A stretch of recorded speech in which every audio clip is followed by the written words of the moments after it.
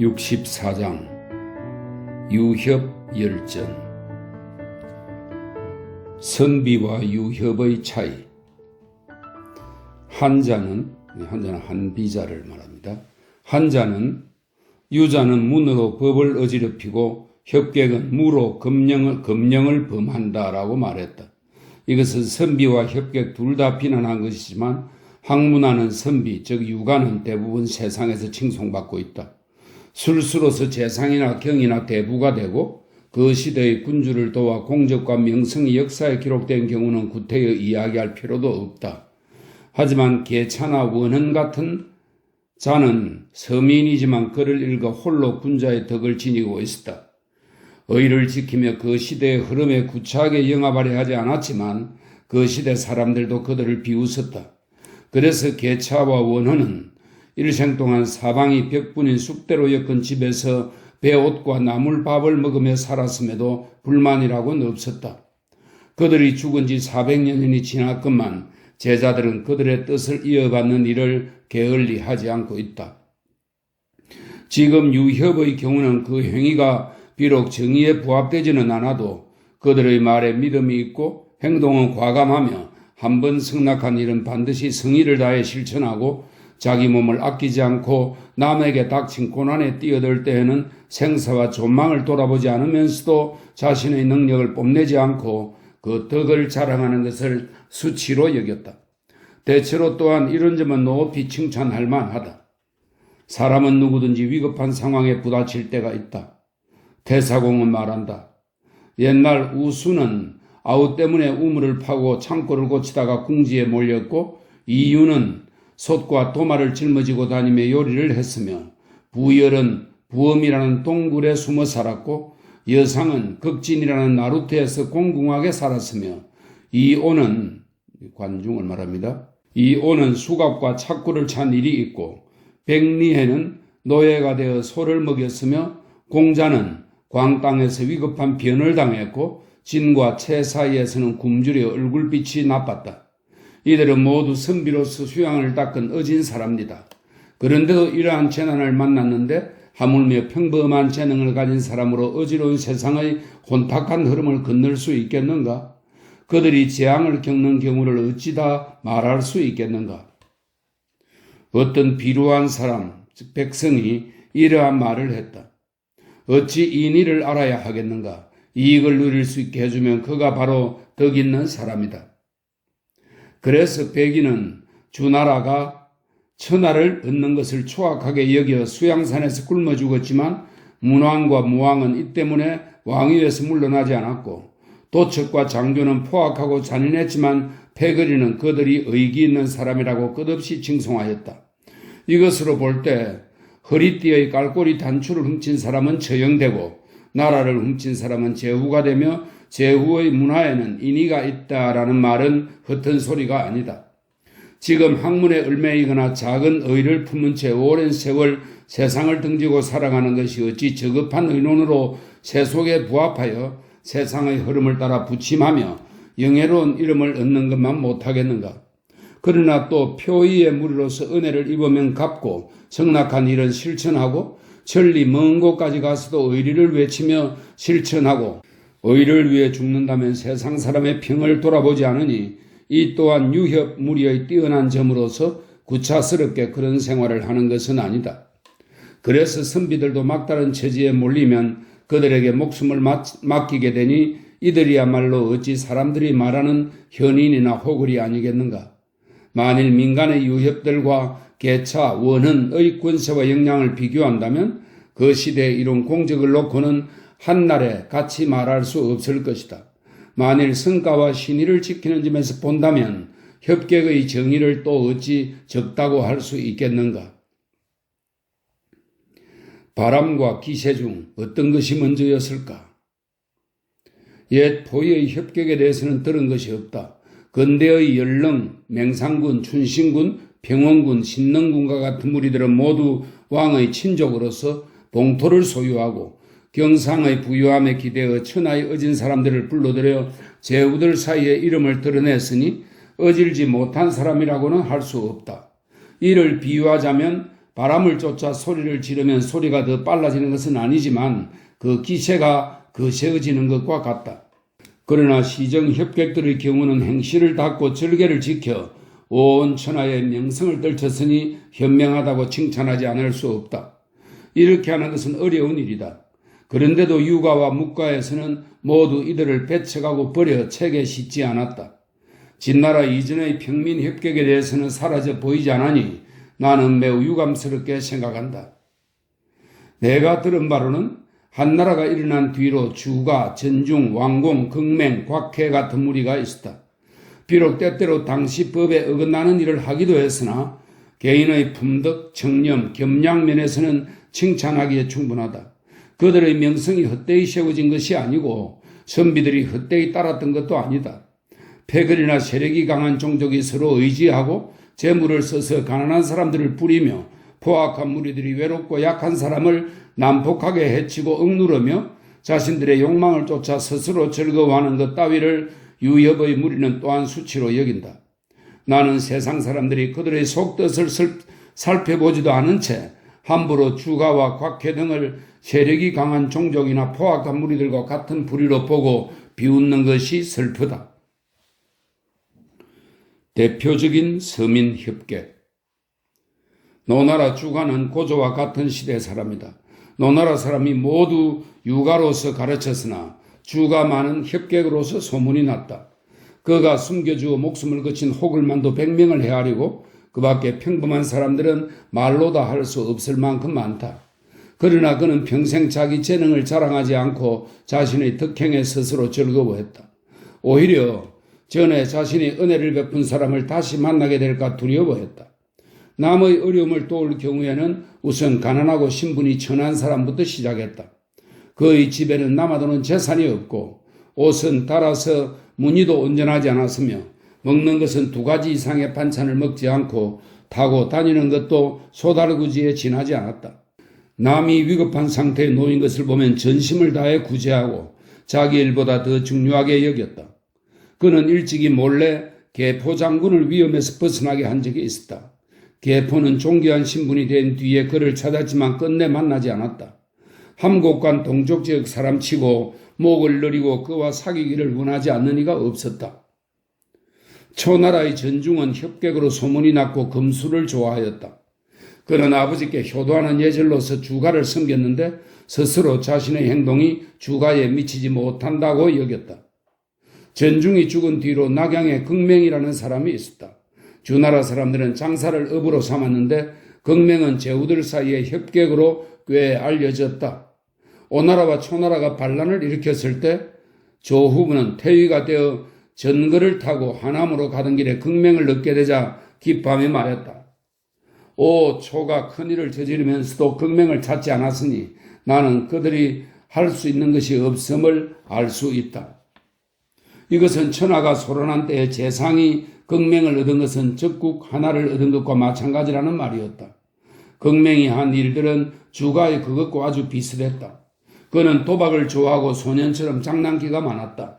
그러나 극맹의 어머니가 죽었을 때 먼 곳에서 문상하러 온 수레가 대략 1000대나 되었다. 그렇지만 극맹이 죽은 뒤 그의 집에는 10금의 재산도 남아있지 않았다. 부리 사람 왕맹도 협객으로 강수와 회수 사이에서 칭송을 들었다. 이 무렵 제남의 한씨와 진나라의 주용도 호글로 소문이 나 있었는데 경제가 그 말을 듣고 사자를 보내 이 무리를 모두 죽였다. 그 뒤 대군의 백시 일족, 양나라의 한무벽, 양책현의 설현, 섬현의 한요 등이 분분하게 다시 나타났다. 곽현은 지연 사람으로 자는 옹백이며 관상을 잘 보는 사람인 허부의 외손자이다. 곽현의 아버지는 협객이라는 이유로 효문제 때 처형되었다. 곽현은 몸집은 작지만 날쌔고 용감하며 술은 마시지 않았다. 그는 젊을 때에는 심성이 엄음하고 잔인하여 어떤 일이 뜻대로 되지 않으면 붕괴하여 직접 사람을 죽이는 일도 매우 많았다.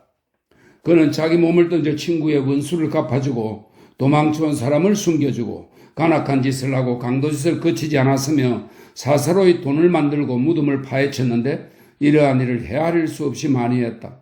그러나 관리에게 체포될 위급 상황이 놓일 때마다 하늘의 도움이 있어 벗어나거나 사면될 수 있었다. 곽해는 나이를 먹으면서 행실을 바꾸어 자신을 누르고 금수하게 살면서 덕으로서 원한을 갚았으며 두텁게 베풀면서도 보답을 바라는 일은 별로 없었고 그 스스로 기뻐하면서 의협을 행하는 것이 더욱 심했다. 사람 목숨을 건져주고도 그 공을 자랑하지 않았다. 그렇지만 그 마음속에 엄엄하고 잔인함은 여전하여 작은 일에서 갑자기 폭발하여 노려보는 일은 옛날 그대로였다고 한다. 젊은이들이 그의 행동을 사모하여 언제나 그를 위해 원수를 갚아주고는 알리지 않았다. 곽해 누이의 아들이 곽해의 위세를 등해지고 어떤 사람과 술을 마시다가 상대방에게 술잔을 비우도록 했는데 그 사람이 더 이상 마실 수 없어도 억지로 술을 따랐다. 한 번은 어떤 사람이 화가 나서 칼을 뽑아 곽해 누이의 아들을 찔러 죽이고 달아났다. 곽해의 누이가 노여워하며 말했다. 옹백의 의협심으로 남이 내 아들을 죽였는데도 그 범인을 잡지 못하다니. 그러고는 아들의 시신을 길바닥에 버려둔 채 장사를 지내지 않아 곽해에게 모욕을 주려 했다. 곽해는 사람을 시켜 은밀히 범인이 있는 곳을 알아냈다. 범인은 궁지에 몰리자 스스로 돌아와 곽해에게 모든 것을 사실대로 고백했다. 그러자 곽해가 말했다. 당신이 그를 죽인 건 진실로 당연하오. 내 조카가 곧지 못했소. 마침내 범인을 가게 하고 그 누이의 아들에게 죄가 있다 하고 시신을 거두어 장사를 지냈다. 이 말을 들은 사람들은 모두 곽해의 의협심이 훌륭하다며 더욱더 따랐다. 곽해 같은 아들 때문에 사람들은 모두 길을 피해 주었는데 어떤 사람이 두 발을 벌리고 앉아 곽해를 쳐다보자 곽해는 사람을 시켜 그의 이름과 성을 물어보게 했다. 곽해의 문객들이 그를 죽이려 하자 곽해가 말했다. 자기가 살고 있는 마을에서 존경을 받지 못하는 것은 내 덕이 부족한 탓이오. 그에게 무슨 죄가 있겠소? 그 뒤 곽해는 몰래 위사, 이 현의 밑에 있는 관리로 부역 관련 업무를 맡은 공직자입니다. 몰래 위사를 찾아가 부탁했다. 이 사람은 내가 소중히 여기는 사람이니 병력의 교체 순번이 될 때 면제시켜 주시오. 그 사람은 병력이 교체될 때마다 여러 차례 그대로 지나갔고 위사도 그를 찾지 않았다. 그가 이를 이상하게 여겨 그 이유를 물어보니 곽해가 면제시켜 주도록 한 것이었다. 두 다리를 쭉 뻗고 앉았던 사람은 윗옷을 벗고 용서를 빌었다. 젊은이들은 이 이야기를 듣고 곽해의 행동을 더욱 사모하였다. 낙양 사람 중에 서로 원수처럼 지내는 자들이 있었는데 고을란의 어진 사람과 혹을 10여 명이 중간에 나서서 화해시키려 했으나 끝내 말을 듣지 않았다. 빈객이 곽해를 찾아와서 중재를 부탁했다. 곽해는 밤에 원수진 두 집을 찾아갔다. 그들은 자기들의 생각을 굽혀 곽해의 말을 받아들였다. 곽해가 그들에게 말했다. 나는 낙양의 여러 인사가 중재에 나섰으나 당신들이 받아들이지 않는다고 들었소. 지금 다행히 이 곽해의 말을 들었소만 다른 고을 사람인 내가 어찌 이 고을에 계신 어진 분들의 권위를 빼앗을 수 있겠소? 그는 그날 밤으로 떠나 사람으로 하여금 알지 못하게 하고 말했다. 잠시 내 말을 받아들이지 않은 것처럼 하고 내가 떠나기를 기다려 낙양의 호걸들을 중재로 나서게 하여 그들의 말을 들으시오. 곽해는 공경함을 고집하여 감히 수레를 타고 현의 관청으로 들어가는 일이 없었다. 가까이 있는 군이나 국으로 가서 다른 사람을 위해 부탁하여 이루려는 일이 있을 때에는 먼저 할 수 있는 일이면 나서고 할 수 없는 일이면 부탁한 사람을 잘 이해시킨 뒤에야 술과 음식에 손을 댔다. 사람들은 이런 까닭으로 곽해를 매우 존중하며 그에게 임명되려고 다투었다. 고을 안의 젊은이들과 이웃 현의 어진 사람이나 호글들로 밤마다 찾아오는 이가 수레로 10여 대나 대곤 했다. 이들은 곽해의 집에 있는 빈객을 모셔가 공양하기를 청했다. 한나라 무제가 지방의 부호와 호족들을 무릉으로 이주시키도록 했을 때 곽해는 집이 가난하여 부호의 조건에 맞지 않았다. 그러나 관리들은 그의 명성이 높음으로 명단에서 제외하였다가 뒤에 벌을 받을까 두려운 나머지 그를 옮기게 하지 않을 수 없었다. 이때 위장군이 천자에게 진언했다. 곽해는 집이 가난해서 이주 대상에 해당되지 않습니다. 그러나 황상이 말했다. 평민이면서도 장군으로 하여금 진언할 정도의 권력을 가졌다면 그 집이 가난하다고 할 수는 없소. 곽혜의 집도 마침내 옮겨가게 되었다. 그를 전송하는 사람들이 낸 전별금만도 1000여만 전이나 되었다. 지 땅에 사는 양계주의 아들은 현의 속관으로 있으면서 곽혜를 이주시켜야 한다고 들고 나선 자이다. 곽혜의 친조카가 양가의 목을 베었다. 이때부터 양씨와 곽씨는 원수가 되었다. 곽혜가 함곡관 안으로 들어서자 관중의 어진 사람과 호걸들은 그를 알든 모르든 그의 명성만 듣고 다투어 사귀려고 했다. 곽혜는 사람됨이 몸집이 작고 술을 마시지 않으며 외출할 때에는 술이나 말을 타지 않았다. 그런데 또 양계주가 피살되는 일이 일어났다. 양계주의 집에서 사람을 시켜 황상에게 글을 올렸는데 그 사람마저 대궐 근처에서 살해되고 말았다. 황상은 이 소식을 듣고 즉시 관리를 보내 곽혜를 체포하게 했다. 곽혜는 어머니와 처자는 하향에 팽개친 채 자기만 임진으로 갔다. 임진의 적소공은 본래 곽혜를 알지 못했는데 곽혜는 이름을 꾸며대고 임진관 밖으로 나가게 도와달라고 부탁했다. 적소공이 곽혜를 나가게 해주었는데 곽혜는 방향을 돌려 태원으로 들어갔다. 가는 길에 잠시 머무른 곳마다 주인에게 자기 행선지를 알려주니 관리들이 그를 뒤쫓아 자취가 적소공에까지 닿았다. 그러나 적소공은 자살해버린 뒤라 수사의 실마리가 끊어지고 말았다. 그로부터 오랜 시일이 끝난 뒤 곽혜를 붙잡아 그가 저지른 범죄를 철저히 추궁했는데 그가 사람을 죽인 것은 모두 대사령이 있기 전의 일이었다. 지 땅의 유생이 곽혜의 죄를 밝혀내는 파견된 관리와 앉아 있었다. 곽혜의 식객이 곽혜를 두둔하자 유생이 말했다. 곽혜는 간악한 짓만 하여 국법을 범하였는데 어떻게 그를 어질다고 할 수 있겠소? 곽혜의 식객은 그 말을 듣자 그 유생을 죽이고 자신의 혀를 잘라버렸다. 관리는 그 일로 곽혜를 추궁했으나 곽혜도 죽인 자가 누구인지 알지 못했다. 선비를 죽인 사람의 자취가 사라져 그가 누구였는지 아는 사람이 아무도 없었다. 관리는 하는 수 없이 곽혜에게는 죄가 없다고 아뢰었다. 그러자 의사대부 공손홍이 따져 말했다. 곽혜는 평민의 몸으로 협객 노릇을 하며 권세를 휘두르고 사소한 원한 때문에 사람을 죽였습니다.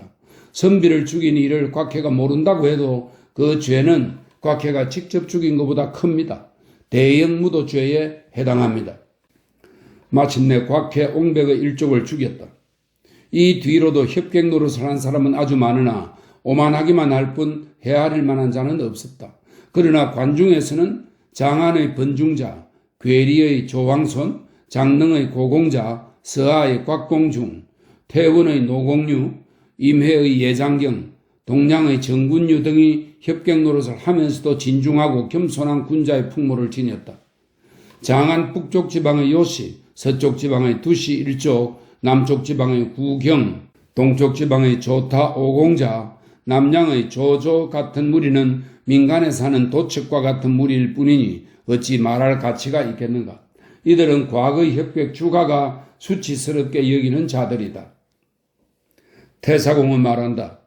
나는 곽혜를 본 적이 있는데 그 얼굴 모습은 보통 사람에 미치지 못했고 말솜씨도 취할 만한 게 없었다. 그러나 세상에서 현명한 자나 못난 자, 아는 자나 모르는 자나 모두 그의 명성을 사모하였으며 협객을 말하는 사람은 모두 그의 이름을 끌어댄다.